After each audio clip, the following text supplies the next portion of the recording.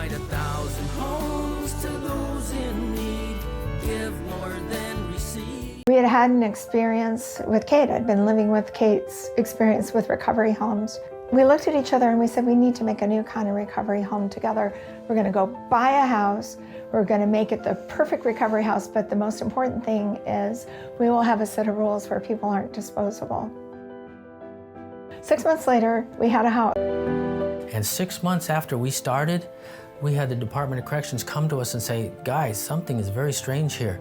In every county in the United States, 70% recidivism rate. But they came to Frank and Sherri and said, after 6 months, we've had 0. We wanted to use real estate as a vehicle to help our veterans, our people in recovery, our foster adults, our people with justice issues, with safe, compassionate, and kind housing where they could get their lives back on track. I'm just so grateful. They need more of Kate's Foundation. It's a need in every county. We're not throwaways. We have a place of belonging. Invest, get a return, but serve is our motto.